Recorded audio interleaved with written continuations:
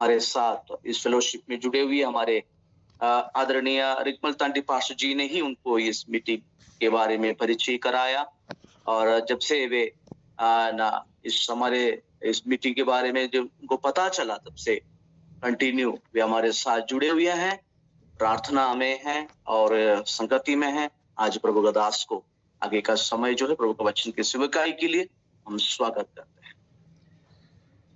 Thank you pastor जी। सबसे पहले तो मैं उस महान परमेश्वर, जीवित परमेश्वर में धन्यवाद देता हूँ कि आज का दिन हमारे लिए चुना और इसे सुबह के समय आप लोग के बीच में आके परमेश्वर का वचन को बांटने का जो प्रभु ने मुझे अवसर दिया, मैं उस सर्वशक्तिमान परमेश्वर को धन्यवाद देता हूँ। साथ ही साथ पास्टर जॉन वंसल जी को भी धन्यवाद देता हूँ। कल उन्होंने शाम को मुझे फ़ोन किए और इस वचन के लिए निमंत्रण दिए, इसलिए पास्टर जी को, उनके सारे ग्रुप्स को और इसी में जितने भी जुड़े हुए हमारे प्रिय सभी प्रभु के दास, प्रभु के भक्तजनों को मैं सभी का मैं तहे दिल के साथ धन्यवाद देता हूँ।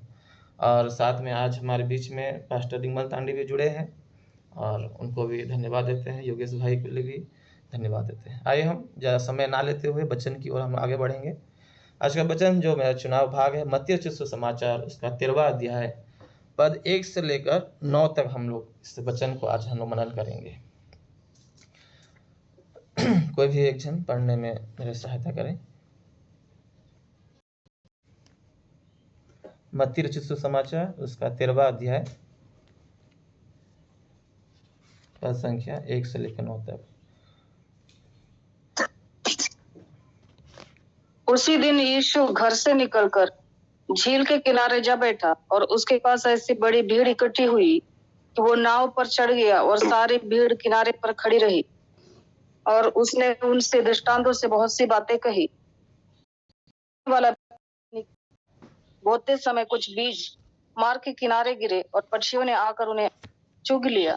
कुछ बीज पथरीली भूमि पर गिरे जहां उन्हें बहुत मिट्टी न मिली, और गहरी मिट्टी ना मिलने के कारण वे जल्द उग गए। पर सूरज निकलने पर वे जल गए और जड़ ना पकड़ने से सूख गए। कुछ बीज झाड़ियों में गिरे और झाड़ियों ने बढ़कर उन्हें दबा डाला। पर कुछ बीज अच्छी भूमि पर गिरे और फल लाए, कोई 100 गुना, कोई 60 गुना और कोई 30 गुना। जिसके कान है वो सुन ले। धन्यवाद सिस्टर। आइए हम वचन के लिए हम प्रार्थना करेंगे। जीवित और सामर्थ्य खुदाबा परमेश्वर, आपके महान पवित्र नाम को धन्य कहते हैं। आपके चरणों में आते हैं प्रभु जी। आज का पवित्र वचन प्रभु जी जो आपने अपने दास को दिया है प्रभु, बोलने वाला मैं नहीं परंतु तेरी पवित्र आत्मा हमारे मुखों से बातें करे, और जितने भी सुनते हैं प्रभु जी, जिन आत्माओं से वचन लिखा गया है वही आत्मा हमें नियंत्रण में ले।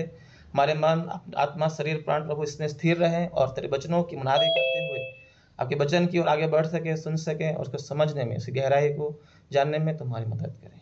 यहाँ बैठे हुए सभी आपके पासवानों के लिए, सभी आपके प्रिय दास दासियों के लिए हम प्रार्थना करते हैं। हमारी इच्छा प्रार्थना प्रभु यीशु मसीह के नाम से मांगते हैं, सुनो ग्रहण कीजिए, आमीन। मत्ती रचित सुसमाचार हम देखते हैं कि यह एक शुभ संदेश देता है कि यीशु मसीह ही वह उद्धार करता है जिसके आने की भविष्यवाणी की गई थी। परमेश्वर ने पुराने नियम में हजारों साल पहले अपने लोगों से की गई वाचा को उसी उद्धारकर्ता के द्वारा पूरा किया। और विशेषकर जो 13वां अध्याय है, यह स्वर्ग के राज्य से संबंधित दृष्टांतों के बारे में हमें दिखाता है। मेरे प्रियो, आज का वचन जो हमें प्रभु ने दिया है, ये वचन हमारे जीवन का एक हिस्सा और एक दिनचर्या को भी हम देख सकते हैं। इसमें हम देखते हैं बीज क्या है और इस बीज बोने वाला कौन है और किस स्थान में इस बीज को बोया गया है, उसके बारे में हम देखते हैं। इस वचन कहता है, उसी दिन यीशु घर से निकलकर झील के किनारे जा बैठा और उसके पास ऐसे बड़ी भीड़ इकट्ठी हुई कि वह नाव पर चढ़ गया और सारी भीड़ किनारे पर खड़ी रही, और उसने उन्हें दृष्टांतों में बहुत सी बातें कही। हम अक्सर देखते हैं, अगर इस मत्ती रचित सुसमाचार को अगर हम देखते हैं तो खासकर 5 अध्याय से लेकर 13वां अध्याय तक एक उपदेश, पहाड़ी उपदेश के रूप में और दृष्टांत के रूप में, चिन्ह के रूप में, कई प्रकार के रूप से उन लोगों को शिक्षाएं दी जा रही थी, क्योंकि उन लोग कई सारे ऐसे ऐसे भी लोग थे जो इन बातों को समझ नहीं पा रहे थे, और प्रभु उनको बहुत सरलतापूर्वक समझाने के लिए उनको कई सारी वचनों को, वो स्वर्गीय चिन्ह के बारे में और कई सारे दृष्टांतों के बारे में, पेड़ और फलों के बारे में, इसी प्रकार उनको वो समझाया करते थे। लेकिन इसमें हम देखते हैं, इस अध्याय में जाने से पहले अगर उसके ऊपर देखते हैं कि कुछ लोग यीशु मसीह से कहते हैं, जब वह भीड़ से बातें कर ही रहा था, तब उसकी माता और भाई बाहर खड़े थे और उसने बातें करना चाहते थे। किसी ने उससे कहा, देख तेरी माता और तेरा भाई बाहर खड़े हैं और तुझसे बातें करना चाहते हैं। यह सुनकर उसने कहने वालों को उत्तर दिया, कौन है मेरी माता और कौन है मेरे भाई? और अपने चेलों की और अपना हाथ बढ़ाकर कहा, देखो मेरी माता और मेरे भाई ये हैं। मेरे प्रियो, आज प्रभु यीशु मसीह आज हमें एक परिवार का दर्जा देना चाहता है। आज अपने घर का, अपने एक रिश्ते का एक दर्जा दिया है। जब हम उसके वचनों को, उन बीजों को अपने हृदय में रख छोड़ते हैं और वो बीज जब फल लाता है और जब हम फलवंत होते हैं, तब प्रभु हमें अपने घर में ले जाता है। इसमें हम एक बात विशेषकर, हम लोग कई बार इस अध्याय को पढ़े होंगे, सुने होंगे, कई सारे प्रभु के बड़े बड़े दास लोगों के द्वारा हम लोग सुने होंगे, लेकिन आज मेरे द्वारा प्रभु जो बातें करना चाहता है वो प्रभु का इच्छा के अनुसार है, इसको हम सुनेंगे। इसमें 9वां पद में देखते हैं, जिसके कान हो वह सुन ले। जिसके कान हो वह सुन ले। क्यों प्रभु ने आखिरी में इस वचन को कहे? हम देखते हैं प्रकाशित वाक्य में, अगर देखें तो उसमें वचन कहता है, प्रकाशित वाक्य कई बार इस वचन को हम लोग को सुनने को मिलता है, जिसका कान हो वह सुन ले कि आत्मा कलीसियाओं से क्या कहता है। और प्रकाशित वाक्य 1:3 में हम देखते हैं, धन्य है वह जो इस भविष्यवाणी के वचन को पढ़ता है और वे जो सुनते हैं और इसमें लिखी हुई बातों को मानते हैं। इसीलिए कई बार प्रभु यीशु मसीह उन लोगों के बीच में सेवकाई करने के समय, कई बार वचन बोलने के समय, उन लोग प्रभु यीशु मसीह के बातों को कई लोग अलग अलग तरीके से उन लोग सुनते थे, कई लोग कई प्रकार की बातों से। लेकिन हमें आज किन बातों को सुनना है, किन बातों को अपने मन में रखना है, वो आज हमें जानने की आवश्यकता है। इसमें हम 3 प्रकार की भूमि को हम देखते हैं। पहला चीज, एक मनुष्य, हमारा जीवन, हमारा शरीर एक उस भूमि के समान है, उस खेत के समान है, जिसमें परमेश्वर अपने बीज को बोते हैं। और मेरे प्रियो, हम देखते हैं इस दुनिया में, इस संसार में हम देखा है कई प्रकार की, तरह तरह प्रकार की भूमि को देखे जाते हैं। कुछ भूमि जो है हमारे घर के किनारे, कुछ जमीन, कुछ खेत हमारे घर के किनारे होते हैं, गांव के किनारे होते हैं, जिसमें उस भूमि के बीच में हम लोग क्या करते हैं, मेड़ बना के उसमें चलते फिरते हैं। और इसमें हम पहला वो जो बीज है वही देखते हैं। कुछ बीज उस देखते हैं इसमें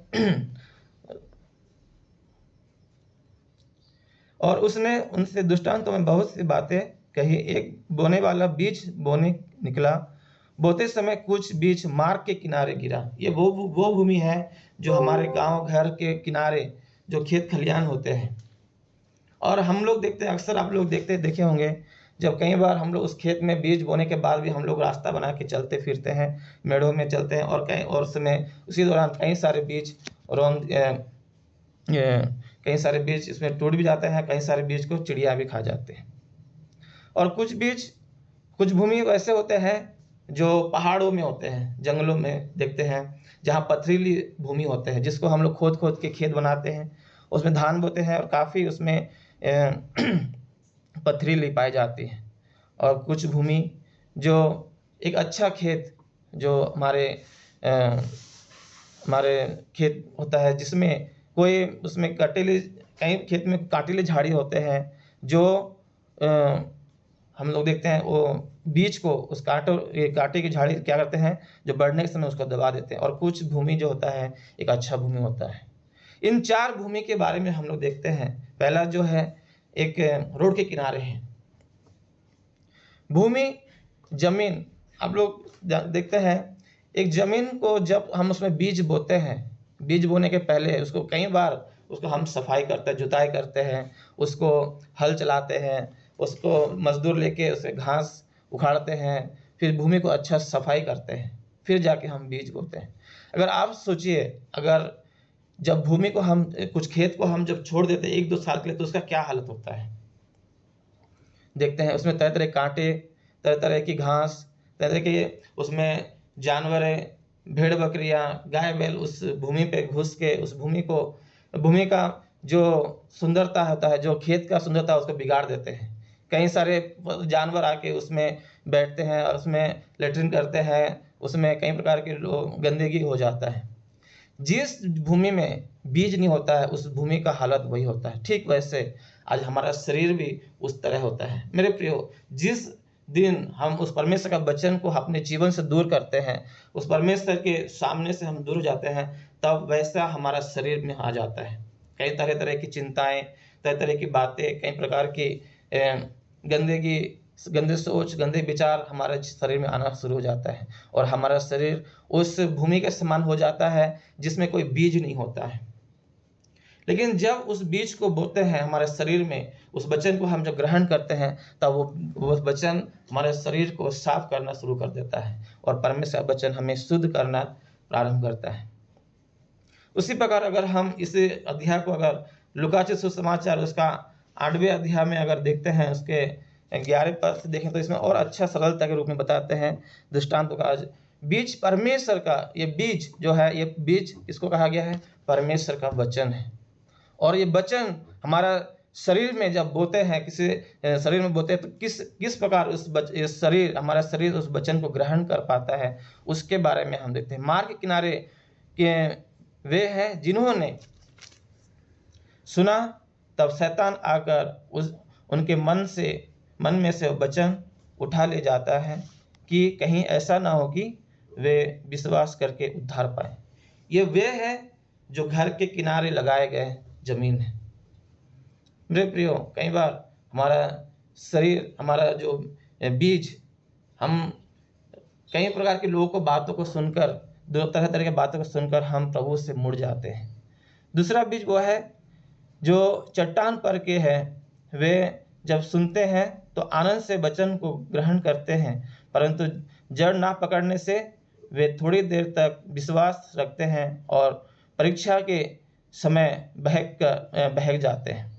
दूसरा वो है जो कई बार हम लोग बहुत खुशी से वचन को सुनते हैं, ग्रहण करते हैं, खुशी खुशी उसको पालन करते हैं, लेकिन जब कुछ समस्या हमारे जीवन में आता है, कुछ रुकावटें आते हैं, तो हम लोग उस विश्वास से, उस परीक्षा में पढ़कर उससे हम अलग जाते हैं। और तीसरा वो है जो झाड़ियों में गिरा।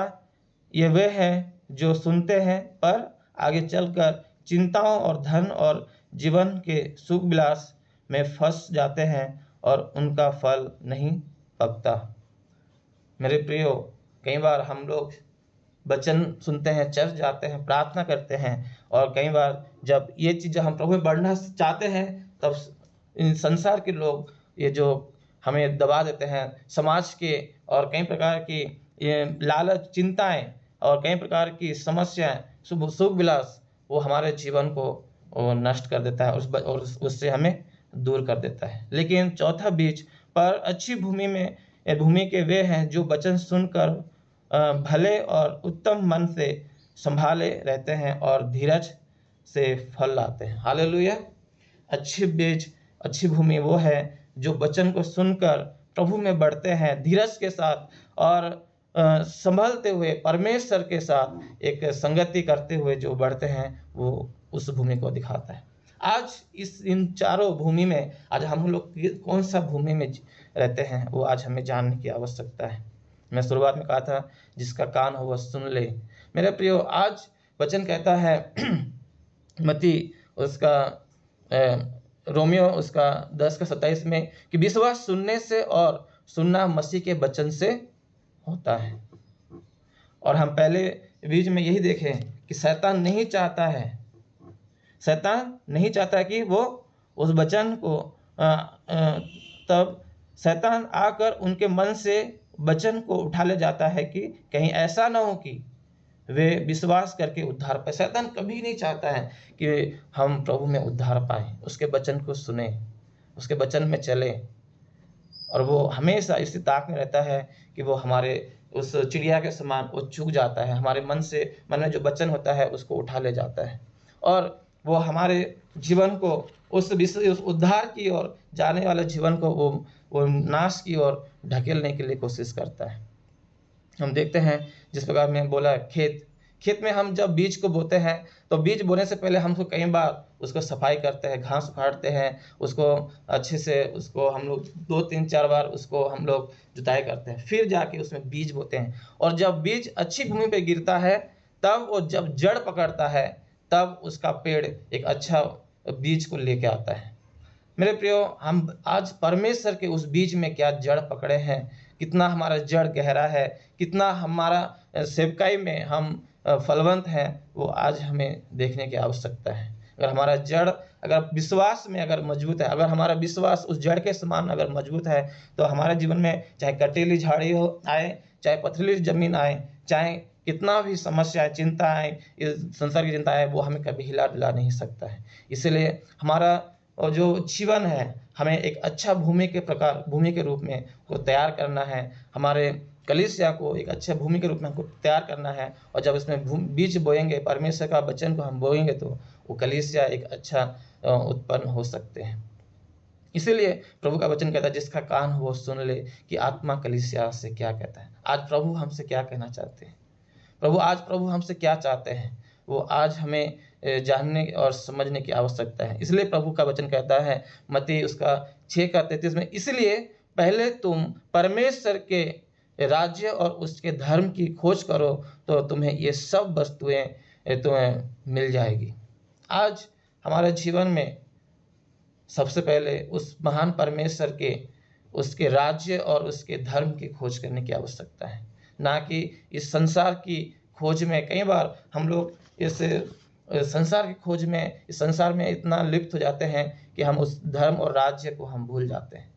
मैं ये नहीं कहता हूँ कि हमको संसार में रहते हुए इस कार्य को करना है। जिस प्रकार एक समुद्र में एक जहाज जब तक सब पानी में रहता है तब तक वो तैरता है, लेकिन जब वो जहाज पानी में गहराई में जब डूब जाता है फिर वो तैर नहीं पाता है।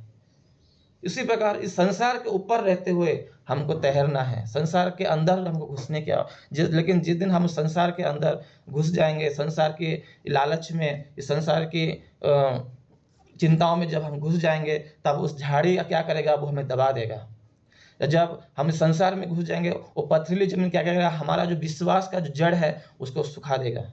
इसीलिए हम इस समुद्र में तो तैरना है, लेकिन समुद्र के अंदर नहीं, कि समुद्र के ऊपर रहते हुए तैरना। उस समय कहीं लहरें आएंगे, कहीं बाढ़ें आएंगे, कहीं तूफान आएंगे, कहीं आंधी आएंगे, और प्रभु कहता है उस आंधी के बीच में एक हियाव देने वाला, एक बल देने वाला, एक सामर्थ देने वाला परमेश्वर हमारे साथ रहता है। हम देखते हैं जब चेले प्रभु यीशु मसीह के साथ उस नाव में सवार थे, और जब उनके जीवन में आंधी आया, तूफान आया, और उन्होंने क्या किया, प्रभु यीशु मसीह को पुकारे, और प्रभु ने उस आंधी और तूफान को शांत कर दिया। आज हमारा बीज उस अच्छे भूमि पे जब हम गिरेगा, उसको हम अच्छी रीति से उसको ग्रहण करेंगे, और उस वचन को, उस बीज को, उस वचन को हम जब सुनते हैं, और सुनने के द्वारा जो हमारा विश्वास अच्छा जड़ पकड़ेगा, तो कोई भी आंधी तूफान हमारे जीवन में आए वो कभी हमें हिला नहीं सकता है। इसी प्रकार हम देखते हैं हमारा जीवन को हम कितना तैयार करते हैं। इस संसार में रहते हुए हमको उस परमेश्वर के वचन को पूरे संसार में अलग अलग, मेरे प्रियो, आज कोई महाराष्ट्र में है, कोई उड़ीसा में है, कोई छत्तीसगढ़ में है, कोई नागपुर में है, अलग अलग स्थानों में अलग अलग प्रकार के लोग हमको मिल सकते हैं। उसमें कई प्रकार के, कोई पथरी हो, कहीं लोग पत्थर के जैसा, कई लोग उस रेती के समान बह जाते होंगे, कई लोग प्रकार के लोग हो सकते हैं, लेकिन हमें उस महान परमेश्वर प्रभु यीशु मसीह को अपने साथ में लेते हुए उस जब बीज को उनके बीच में बोएंगे, तो परमेश्वर उस पथरीली जमीन को भी वो हरियाली बना देने वाला परमेश्वर है। हम देखते हैं जब अब्राहम को परमेश्वर ने बोला कि तुम जिस जगह में अपने पांव रखोगे उस जगह को मैं तुम्हारे लिए दे दूंगा, और जब अब्राहम का भतीजा जब लूत ने क्या किया, जितने भी हरियाली जमीन को चुना, लेकिन अब्राहम ने उस बंजर जमीन को, उस बंजर जमीन को उसने चुना, और जहां जहां वो पांव रखता गया परमेश्वर उसको हरियाली में बदलते गया। आज परमेश्वर हमसे ही कहता है, आज हमारे सामने कौन है, वो मायने रखता है हम किसके साथ रहते हुए सेवकाई कर रहे हैं, किसके साथ, किसने हमको भेजा है, किसने हमको बुलाया है, और किसने हमें बीज बोने के लिए प्रेरित किया है, वो हमारे लिए मायने रखता है। इसीलिए आज के वचन में हम देखते हैं इन चारों दृष्टांतों में बीज भूमि में हम देख सकते हैं आज कई प्रकार की भूमि हमारे जीवन में आ सकता है, कई प्रकार के लोग हमारे जीवन में आ सकते हैं, लेकिन हमें लोगों को देखते ही नहीं, परमेश्वर को देखते हुए जब हम अपना बीज को बोएंगे, परमेश्वर के साथ चलते हुए उस कार्य को करेंगे, तो परमेश्वर उस पथरीले के बीच में भी वो हमारे लिए वो जड़ उत्पन्न करने वाला परमेश्वर है। इसलिए हम उस परमेश्वर को हाथों को थामे, उसके वचनों को सुनते हुए, उसकी ओर देखते हुए जब हम अपने सेवकाई को, अपने कार्य को आगे बढ़ाएंगे, तो परमेश्वर निश्चय हमारे जीवन में आशीषित करेगा। इसके मैं वचन समाप्त करने से पहले एक छोटा सा गवाही जो अभी रिसेंटली जो मेरे जीवन में अनुभव हुआ उसको मैं बताना चाहूँगा आप लोगों को। बताया बीते 2 हफ्ता से मेरे शरीर में ये जो मेरा जो ये गले से लेके इस हाथ में मेरे नस का खिंचाव हो गया था। और मैं सच कह रहा हूँ, मैं अभी जो मैं 7 बजे से लेके अभी 7 बजे से लेके अभी 8:30 बजे तक मैं बैठा हूँ, ये मेरा सबसे बड़ा गवाही है, क्योंकि मैं 1 मिनट भी मैं बैठ नहीं पा रहा था इस नस के खिंचाव के कारण। लेकिन परमेश्वर के सानिध्य में हम जब बैठे तो वो दर्द को वो दूर करने वाला परमेश्वर है, दर्द को कंट्रोल करने वाला परमेश्वर है। इसीलिए हमारा बीज, हमारा भूमि को अगर बीज बोना है तो सबसे पहले हमारे जीवन को परखना है, जांचना है कि हम किस प्रकार कौन सी भूमि में हम रह रहे हैं। और जब उस बीज को हम अपने हृदय में रखेंगे तो परमेश्वर निश्चय हमारे जीवन को, हमारे इस कलीसिया को, हमारी सेवकाई को वो इस्तेमाल करेगा और बहुतायत का आशीष से वो बढ़ाएगा। इस वचन के द्वारा प्रभु हम सभी को आशीष प्रदान करें। धन्यवाद।